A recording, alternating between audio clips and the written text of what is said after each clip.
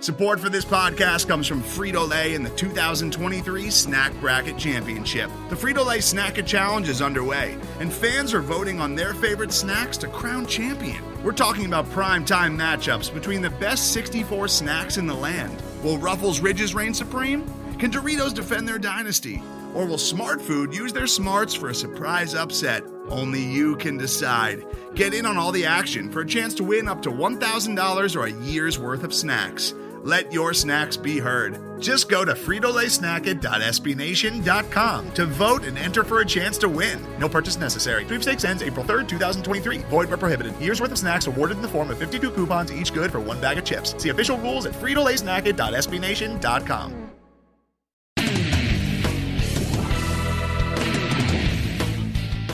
What's happening, Night fans? Jeff Sharon and Eric Lopez with you. This is the Black and Gold Banneret Podcast. And, wow, we're still recovering from Game 7 of the World Series. We're recording this on Thursday, November the 3rd. And our first November show, Eric, we've made it to the last 2 months of the calendar year without getting any hate mail. So we're happy about that. What a busy week it is for UCF sports. Lots going on, lots that's already happened that we've talked about, and we got plenty on tap. So once again, you can follow us at UCF_Banneret on Twitter. You can follow me at Jeff_Sharon. Follow Eric at Eric Lopez Elo. And don't forget to follow the Banneret at, of course, blackandgoldbanneret.com, and also look us up on Facebook. You can subscribe to this podcast if you don't already on iTunes as well as Google Play and SoundCloud, where, Eric, the numbers are going crazy, aren't they? It's the best place. We love our home. It's comfortable, easy to access at any time. Not only the most recent podcast, but any podcast from the past you missed, all the bonus stuff. Like, for example, this week, you did a podcast breaking down the women's soccer picture for UCF soccer. So it's just a lot of great stuff. So, yeah, we got that to break down. Women's soccer coming up short in the first round of the American Athletic Conference Tournament against SMU. That does not bode well for their NCAA chances. We'll take a quick look back at the Houston football game, which was, a less than desirable outcome, to say the least. Look ahead a little bit to Tulane. And, by the way, Media Day today for men's and women's basketball, so we'll riff on that for a little bit, Lopez. But first, let's start off by following up on what we talked about. If you haven't heard it already, we had Chris Henderson on a special edition podcast earlier this week from HeroSports.com. They're NCAA Division I soccer writer. And he pretty much said outright that, UCF's hopes to get into the NCAA tournament rest entirely on their performance in the conference tournament this week up in Stores. He said pretty much they would have to win it in order to boost their RPI enough in order to get in. At that point, you may as well just, win the tournament outright in order to make it a sure thing. But that didn't happen. The Knights lose in PKs to SMU. It was tied at 1, went into overtime, then went into PKs. Carol Rodriguez had the last regulation goal of the season for UCF, the senior, in her final game. But the Knights miss on 3 straight PKs to end their season in Stores, bowing out in the first round. Real bummer. It doesn't look like UCF is going to be in the NCAA field of 64 this year, based on just the fact that they just couldn't come up with the big wins than they needed to, Eric. Yeah, kind of a tough way, losing penalty kicks to a very good SMU team. You lose in double overtime to a good Memphis team. You lost at Florida earlier this year in the last minute. I think that's going to be, those 3 games right there. If you win maybe 1, 2 of those, maybe we're having a different conversation today. But unfortunately, I'm going to defer to Chris Henderson, who covers this on a daily basis, and you had him on. It's a really great podcast. He breaks down all the issues as far as, the scenarios UCF would needed. I do think they're going to be on the outside. I feel like the American Conference will be a 2-bid league. Probably Connecticut. Well, no doubt about Connecticut. And then probably the winner of the Memphis SMU. One of those 2 will probably get in. But, certainly it's something that the group will have to kind of regroup and try to improve on some areas going into next season if it doesn't work out for them on Selection Monday. So the Knights finished at 9-9-1 on the season. And, had some good moments. Had the win at Oklahoma State. Scored a lot of goals early in the season in the early going, but 1-goal loss at Florida, that was tough. 1-goal loss against South Carolina at home. Lost by 2 goals each at North Carolina and Duke to start the season, and just could never seem to get their feet underneath them in conference play, and they come up short. But congratulations to all the seniors. Carol Rodriguez, once again, who's in the top rankings for UCF in terms of goal scoring all time, and we're going to miss some of those seniors. But Coach Sahadak, if there's one thing we know about Tiffany Roberts Sahadak's teams here at UCF, they don't rebuild, they reload. So let's talk a little bit about football. Coming off of let's face it, let's call it what it is. That was a rough second half against Houston in a very turnover-prone, sloppy football game. UCF ends up blowing a 24-7 lead and falls to Houston. Granted, in Houston, but still, that doesn't make it hurt any less. 31-24, the final. This is now 2 games out of the last 3 that UCF has blown leads of 17 points or more. If you go back to the Temple game where they were up 25-7 and lost that game by 1 point with 1 second to go. This game at Houston, boy, it looked really good in the third quarter when UCF was up after a 41-yard field goal by Matthew Wright. They were up 24-3. They got 2 quick touchdowns late in the second quarter, one by Don Travius Wilson, capping off an 11-play drive, and one a 28-yard run by Juwan Hamilton. But then Houston just chipped away in the third, and in the fourth withstood what seemed like an onslaught of turnovers and sloppy play, and Greg Ward's 14-yard touchdown run with 7.5 minutes to go in the fourth proved to be the deciding margin. Here's Coach Frost in the wake of that Houston game. Caught a lot of breaks in the first half and made some plays. Didn't play very well in the second half. We kind of made the same mistakes that they had made in the first half and gave some opportunities right back to them and really kind of got outplayed in the second half. Just need to find a way when we get ahead to get those games finished off, but I give a lot of credit to Houston. Eric, I asked you this question after the Temple game, and you said no, so I'll ask it to you again after this game. Was this a disaster? No, I don't think so, and I'll tell you why. I think it's funny how we like to look at things through our own perspective, right? Mm-hmm. So I think the majority of the fan base was, wow, what a debacle, what a disaster the second half, and what went wrong. But yet, I would argue that basically what happened in the second half is Houston did to UCF what UCF did to Houston in the first half, which was Houston self-destructed in the first half. UCF forced some turnovers, took advantage of it. It was the exact same game. It was 2 different halves, but it was the same story. First half, UCF forced a bunch of turnovers, made big plays on defense, converted into points, and jumped into the big lead. Second half, Houston took advantage of the UCF turnovers and got back in the game and then pulled away, and they had more depth. So, I don't look at it as, wow, this team's self-destructed. Look, Houston's a talented football team. This was a team that was as a top 10 team, a team that's going to have future NFL players on that roster. And I think UCF was fortunate in that they got some turnovers. They got Greg Ward to throw a couple of picks. UCF was able to take advantage, and they took the lead. The turning point was when UCF had a chance. It was 21-3, and they had a chance to really put the hammer on this game. They couldn't put that last touchdown to put it away. They settled for that field goal to make it 24-3. And because you knew Houston was going to come ready to play in the second half. They did. They got a score. They got a turnover. Next thing you know, Houston's back in the game. And I thought Houston made some nice adjustments. They came and blitzed at Mackenzie Milton and mixed up their blitzes. And I think UCF had trouble picking that up. And then on the other side of the ball, I think Greg Ward became more aggressive with his legs, and that created problems, whereas in the first half he was apprehensive and settled to be in the pocket. So I think the Temple game is much worse. Look, Houston's a better team on paper. And that game was on the road, too. Game's on the road, and I think Houston just has more depth and more material right now than UCF. So I don't, it was funny, like, fans are what they are. I'm pretty convinced, Jeff, when fans' teams lose, right? It's always the coach's fault, right? Like, when was the last time that a team, when the team's lost, that, hey, maybe, that other team was just better than us.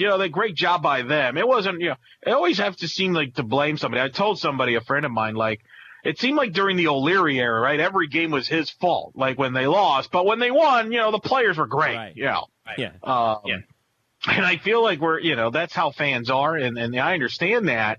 But you got to look at it from a big picture. And then just watching that game, there wasn't anything that jumped out to me that said, wow, I would have done this differently. There was no Joe Madden moments, to go back to the World Series reference you had earlier. There wasn't a Joe Madden moment where you're like, what is he doing? That never happened with Scott Frost and the coaching staff. I think the UCF defense was fantastic, and and let's talk about them. To me, what that group has done and what Coach Chinnander has done this season has been remarkable. And they keep forcing turnovers. They make big plays. And unfortunately, they get put in a bad spot in the second half when the offense can't move the ball. Well, guess what? The defense is going to be on the field a lot. That's the price you pay for running that type of offensive scheme when you're going fast. So, but I don't think this was a meltdown. I don't think this was something to be alarmed. I understand people are concerned about it, but I feel like this one, you just got to tip your cap to the other team, as the late Beano Cook on ESPN used to say. That other team has material too, has scholarships. Right. I'll say this too about what we were able to do in that game. I thought that the standout statistic was third down conversions. Houston converted 11 of 20, which is pretty good, and they especially converted a lot of third downs, I thought, in the second half. Knights 2 of 14 on third down. And in the second half, they just could not get a third down to save their own lives, and they kept giving the ball back to Houston. And that's what really caused the breakdown. And to me, it seemed a lot like, boy, did Mackenzie Milton look like a freshman in this game. The inexperience, I thought, on the field was quite obvious. A more senior-laden team doesn't blow this kind of a lead. And this is just part of the growing pains we're going to have to deal with throughout the remainder of this year. All that being said, though, if you told me at the start of the year that UCF would be 4-4, 2-2 in the league, with 3 of their last 4 at home, I would be doing backflips, man. I'd be like, we're going to a bowl, baby. I think that's right. Yeah, it's so hard for us to lose. It's so easy for us to lose perspective on it because of the ways that UCF has lost these games. The Maryland game was in overtime. You lose with 1 second on the clock against Temple at home. You blow a 17-point lead at Houston.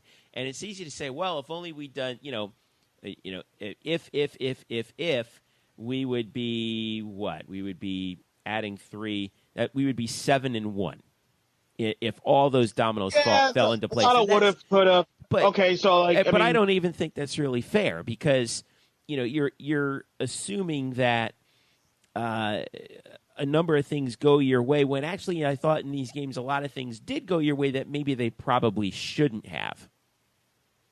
Well, let me put it this way. I mean, fans could look at it that way. Whereas is any UCF fan looking at 2013 and saying, we really shouldn't have been 11-1. Did any UCF fans, say after, in the Louisville game, wow, Louisville really blew that game. Boy, I tell you, no. Well, I got some UCF fans who would be like, well, we should have won that South Carolina game. I'm like, right, exactly. It's always everyone always second guesses this. Right.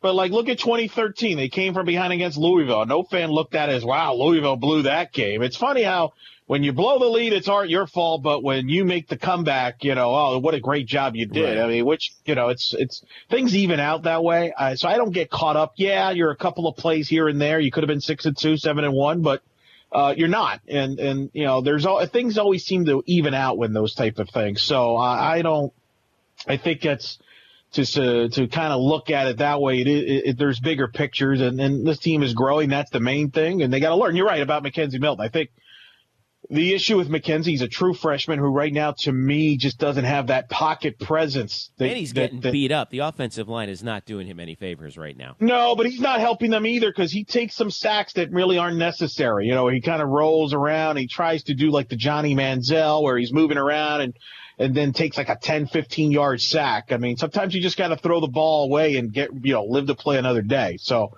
but that's, young kids, I mean, that's freshmen for you. You're going to go through the ups and downs when you're playing a freshman. I don't care who you are, especially a true freshman. So, look, I think the focus should be now you're 4-4 and you've got, like you said, you don't leave the state of Florida the rest of the year. And I think the next 2 weeks is critical because I think the next to get to the bowl game, I think the next 2 weeks must be a must win, starting with this Tulane game. This Saturday, 5 o'clock game against a Tulane team that I think UCF matches up very well with, Jeff. They're talking about a team that kind of runs the triple option. They don't like to throw the football much. They try to run the ball. UCF's been very good against the run most of the year. I think I don't expect any letdowns or emotional downs. I think UCF will be ready to play, and I wouldn't be surprised if they get off to a fast start and jump on Tulane, but this time really put them away. Great segue. Now, remember, this is the game that was supposed to be played at home on Friday, October the 7th, and was moved back because of Hurricane Matthew.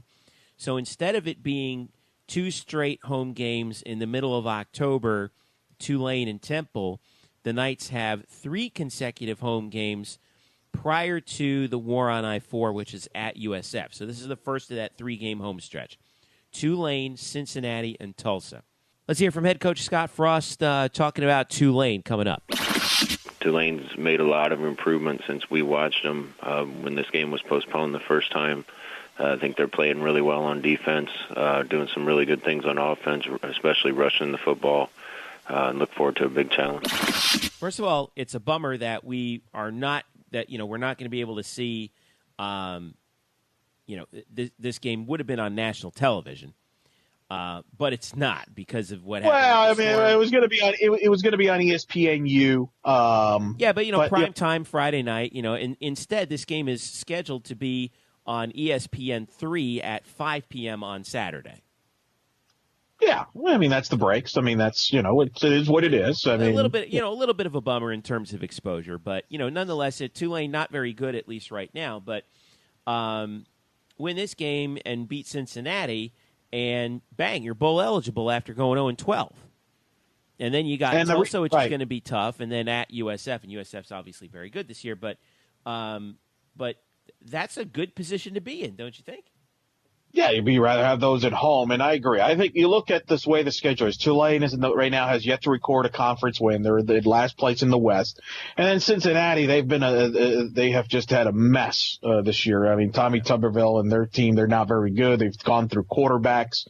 I think to me, if you can win those 2 games, you're 6-4, because then you're facing Tulsa and USF, which could end up being the American Conference Championship game. That could be the 2 best teams in the league if you don't count, if you discount Houston. So I would rather go in 6-4 not having to worry about, you're going to have to pull an upset to get bowl eligible. That's what you got to do. You got to take care of business at home. And I think that's something this team has to do. I mean, we could talk about the blown leads. I think the bigger issue is you've lost 2 games at home, so you want to build some confidence that you can win at home. And I think that's something that this group needs to build going into next season. So Tulane comes in at 3-5, like we mentioned, 0-4 in the league. And a quick look at the American standings. They are dead last in the West. They're the only winless team in the American West. Navy, by the way, still atop that division at 4-1. Tulsa at 3-1. So so Navy has 1 game in hand on that, by the way. But as we look at this game, you might think, okay, well, Tulane not that very good, but how does this bode for us? Vegas has us as a 17-point favorite in this game. Over-unders at 50. This is as of Thursday night. Tulane, they do put points up on the board, 28.4 a game, but they give up a lot of points. And in terms of 27.6, which is a field goal more allowed per game than UCF, at least at this point. And their MO is the run. They're averaging 248 rushing yards per game, just 107.6 passing. And when you come to Tulane, you're going to have to deal with their running attack. They're coming off of 3 consecutive losses to SMU, at Tulsa, and to Memphis.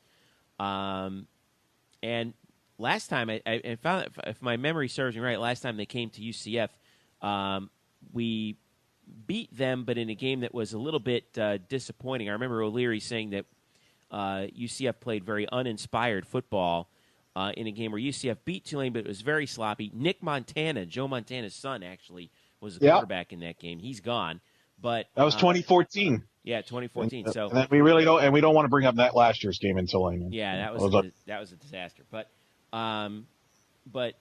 UCF right now, at least in terms of ESPN's Power Football Index, is an 80% likely favorite to win this game and get back above 500. So.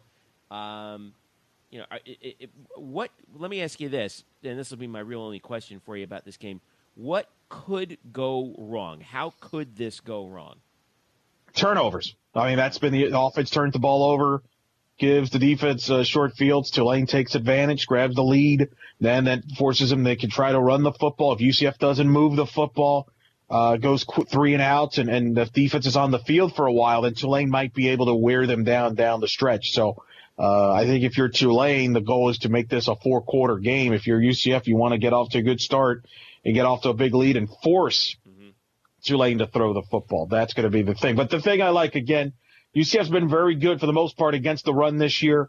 And I think that their defense will be geared up for this. And I expect the offense to bounce back after the second half. And I think they'll be ready to play. And I think UCF – this is of all the games, this is the most confident I am of any game. I feel very confident. I will be shocked if we're talking next week about anything other than a UCF comfortable win. Yeah, I'm with you on that one.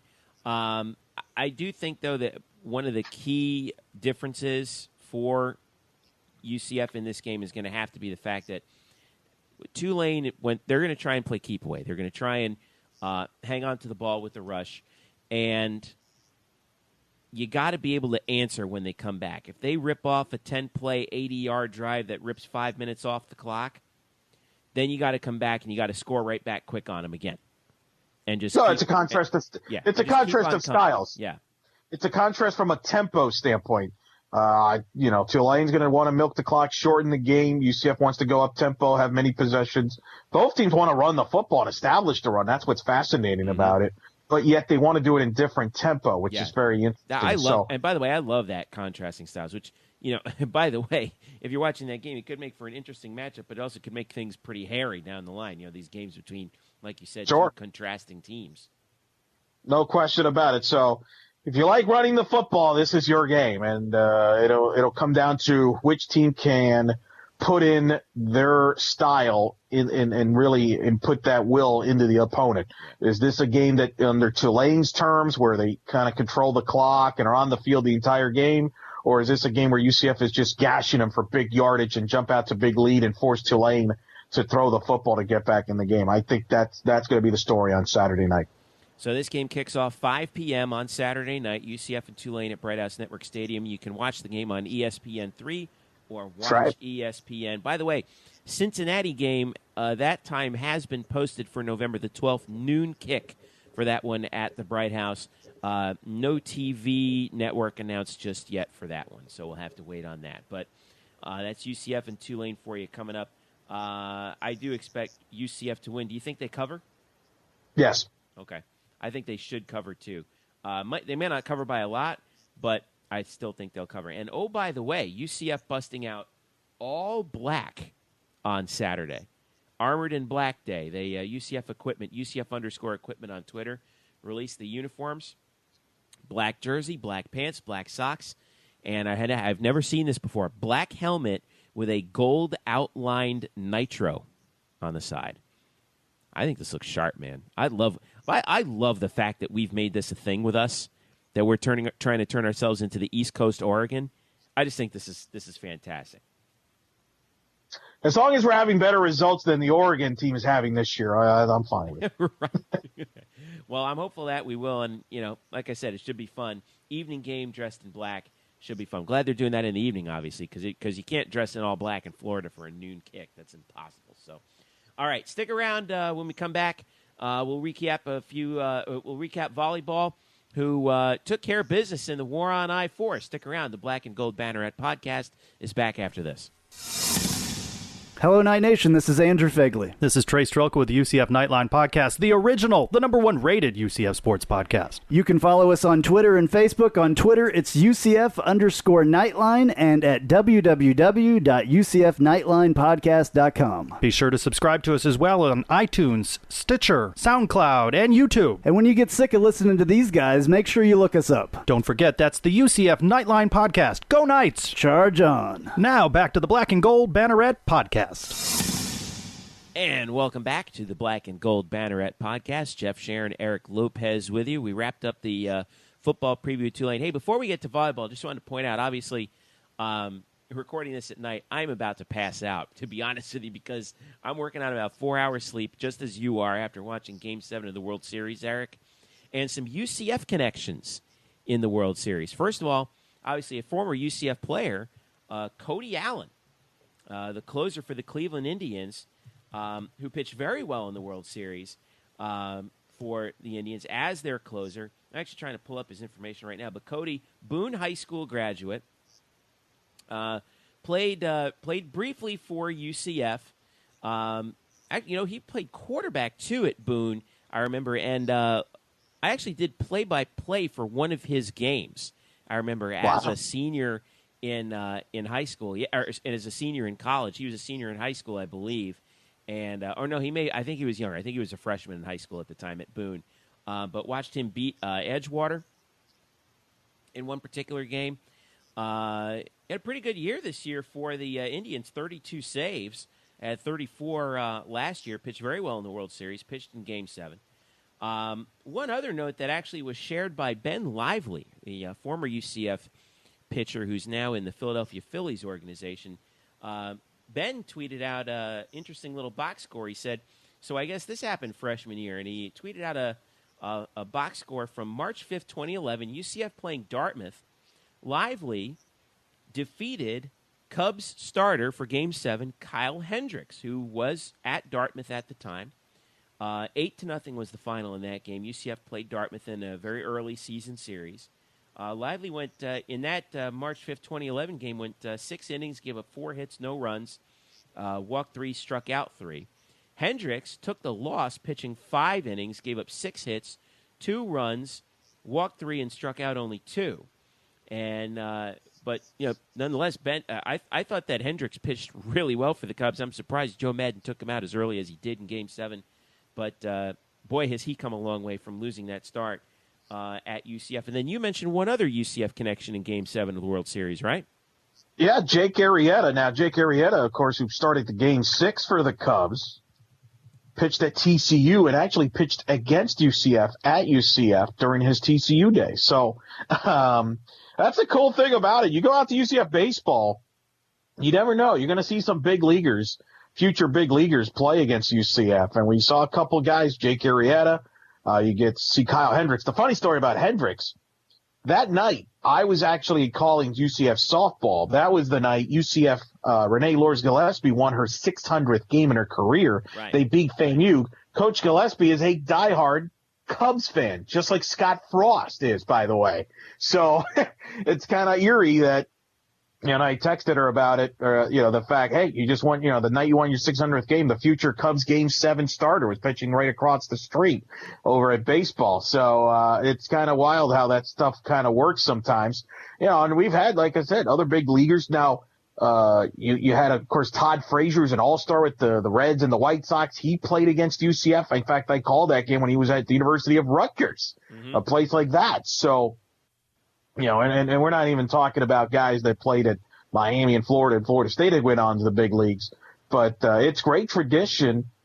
Interesting note, by the way, baseball note. Corey Kluber, who started Game 7, pitched at Stetson, and who played UCF in those years as well. He didn't start against them because they played midweeks, and he was a weekend starter at Stetson.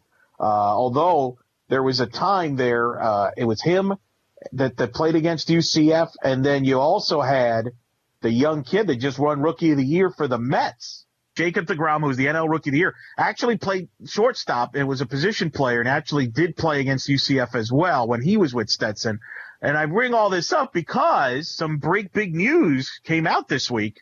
Greg Lovelady, the new UCF head baseball coach, played at Miami, was on the UCF Night Talk edition on the radio show. Airs weeknight, or every week, I should say, Wednesday nights on 96.9 The Game. And he was on with Mark Daniels. And among the things he talked about was the schedule, and that Stetson is back on the schedule to playing UCF in baseball. They haven't played since 2012. In fact, you would know because you were at that last game they played in Tulane when it went extra innings. Yeah. And had some brouhaha, some controversy too. If you're between the two teams, there was some an incident that took place, I think, at home plate, right, with a hard collision, and both teams are kind of yelling at each other. So they haven't played since 2012.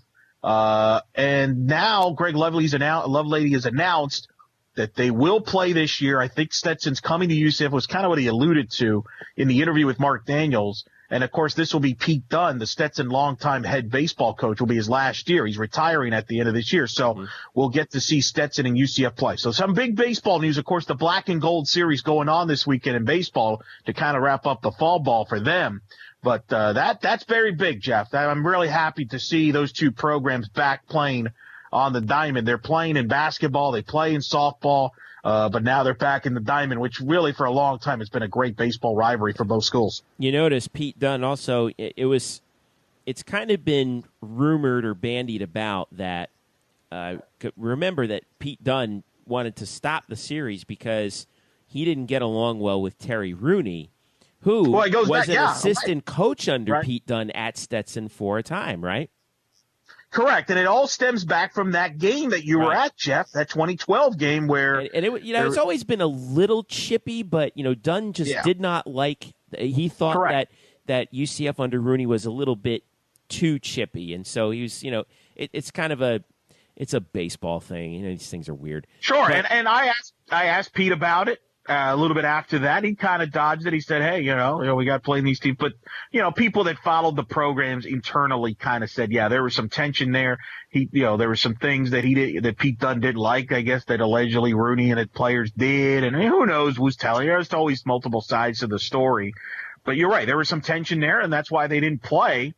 But with Greg Lovelady now on board and Terry Rooney moving on to Alabama, obviously I think that kind of cleared the way. And here they are. Stetson, UCF, look for them to be back on that schedule in 2017. Baseball, I'm sure they'll announce their schedule in the coming weeks. And it sounds pretty exciting, pretty normal. Florida State, you mentioned Florida, home and home. Florida State's coming to UCF for 2 games, I think, during the week was from what I could gather in that interview. On that UCF Night Talk show. So that was big baseball news. I know it's still a little ways away, but for a lot of longtime fans like myself and you, Jeff, that's followed this baseball program, to have UCF Stetson, it's the right thing to do. I mean, how many, what is it, a 30, 40 minutes separation there on a drive? Depends on how much traffic you got on I-4, but about 45 minutes. Yeah. So it's a good win there. Win-win. And 2 good baseball programs too. One quick note also I wanted to mention on Cody Allen. I did find his stats for the World Series. Cody pitched 4 games, 6 innings, gave up 3 hits, no runs, nothing earned, walked 2, struck out 12, and picked up 1 save. So Cody was Cody Allen. He was outstanding in the bullpen for Cleveland in this postseason. He was I believe a recruit of Jay Bergman. He was one of the last recruits of Jay Bergman. He was part of that group, and Greg Cozart. And I think he left shortly after Terry Rooney arrived, I want to say a year or 2 after that. By the way, 2nd year in a row, we've had a UCF represent in the World Series. Last year, you had Drew Butera. That's right, who won with the Kansas City Royals. That's right. My good friend. Won a World Series with the Royals and was one of the great catchers in UCF baseball program. So always great to see UCF in big stages, whether it be the World Series we had this summer in the NPF Championship, We've had representation in the Super Bowl, so it's always a positive signs for the programs. Going back through, Cody Allen at UCF was a freshman in 2008, had 21 appearances, including 3 starts, and was 2-1 with a 4.58. Did not play in 2009 in the sophomore year due to an injury, and then from there he kind of dove into the draft. I think he took advantage of took advantage of that, and then worked his way through the Indian system and is now their closer. So bummer for Cody that he couldn't come home with a World Series ring, but as the Cub fans always say, wait till next year. So all right, let's move forward to volleyball. Yeah. Got a big win on the road at USF, and that means that UCF Volleyball has picked up all 6 points for their share of the war on I-4. And a big win in the corral for Todd Dagenais and the Knights. By the way, Todd, back on the sidelines for that match after the previous weekend. He's been battling kidney stones, and but came back. They won the match with the Bulls.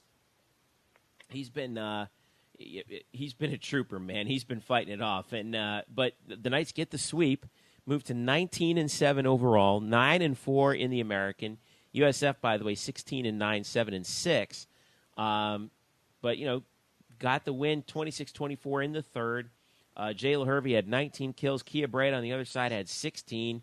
And then the Knights head into another weekend of play with, or rather, on the road once again, but it's kind of because they're only playing at USF, it's the travel partner weekend, so they just have to fly out to Memphis and then back. They don't have 2 matches out on the road because they were able to bus over to the Corral and back. But job well done by the Knights, getting that done and getting the victory over USF to get that 6 point in, to get 6 points in the war on I-4. And right now, UCF, Eric, still in 4th place in the league at 9-4, with one more match to go this weekend, but hanging around, hovering around the top of that women's volleyball standings.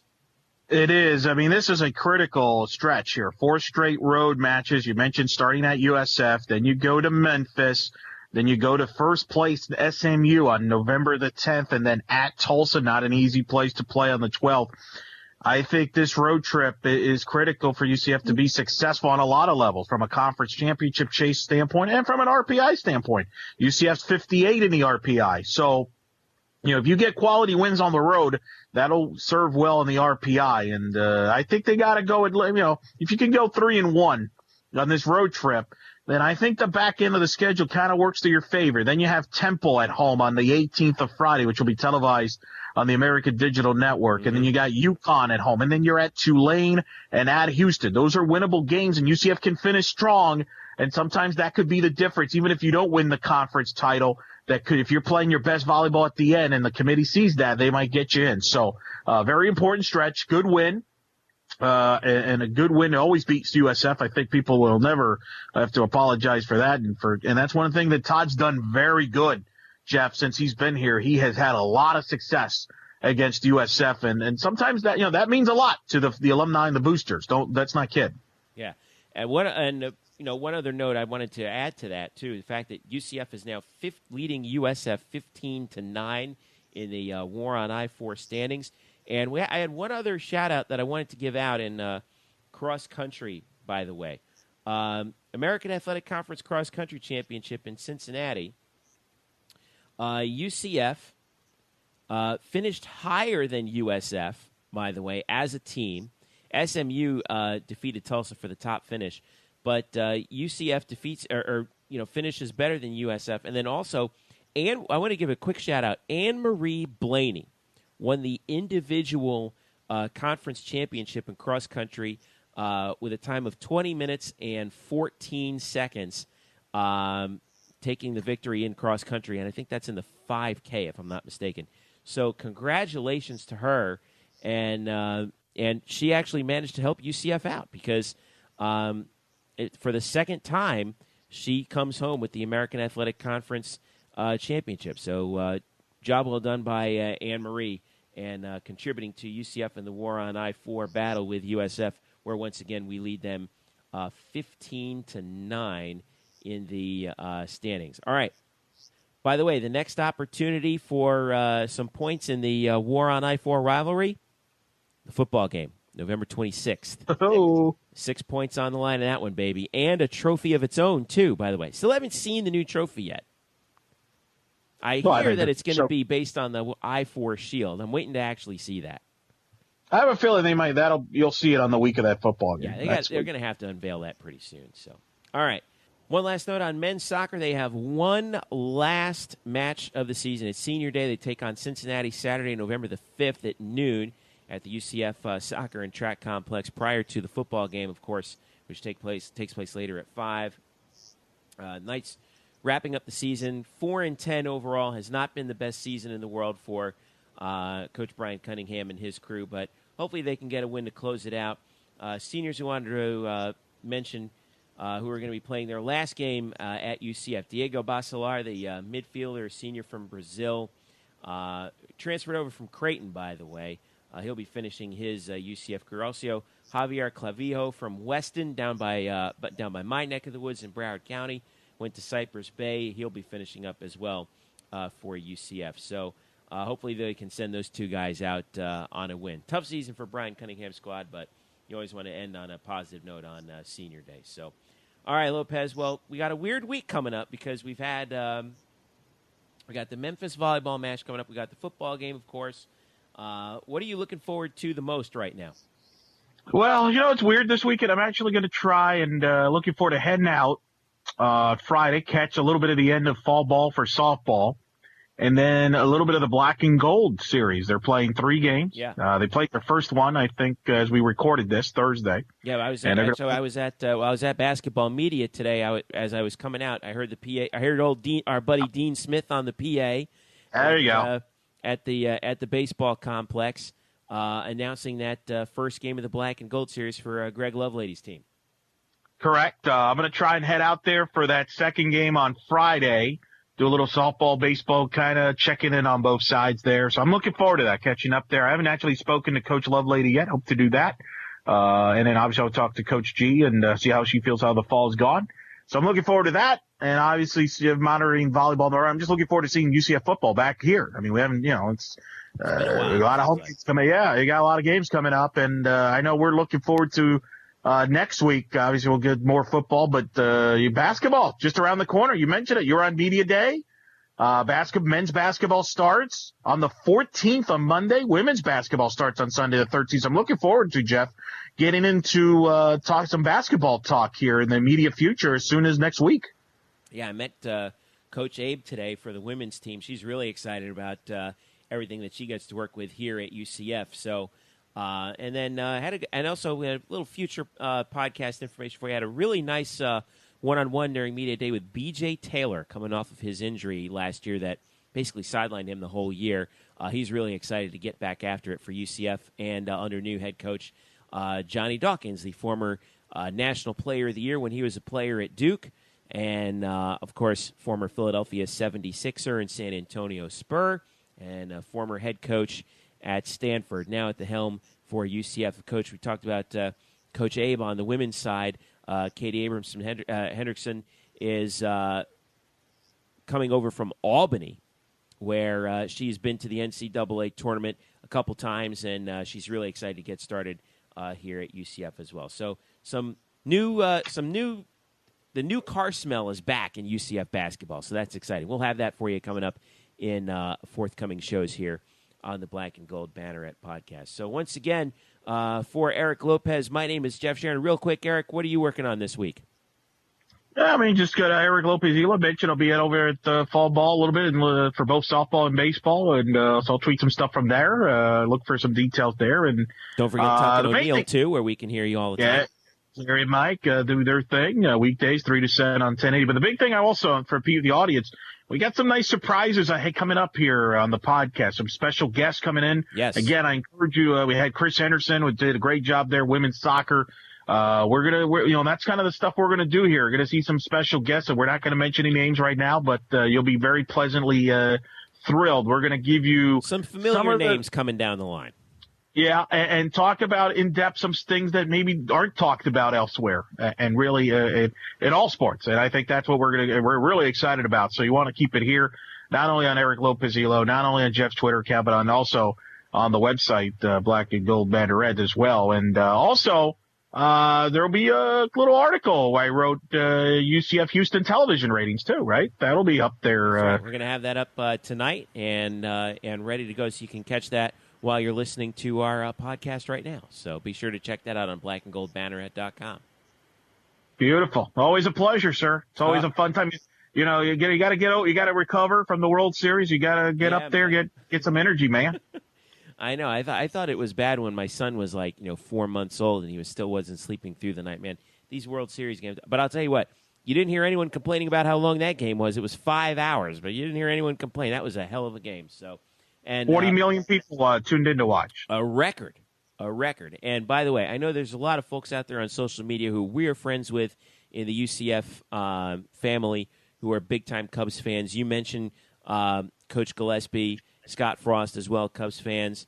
Also, I've been trading messages on Twitter for a long time with our friend CHI UCF Gal on Twitter, who's last night she was tweeting out what the Chicago police scanner was talking about. There was all kinds of crazy stuff going on in Chicago last night. I don't blame him.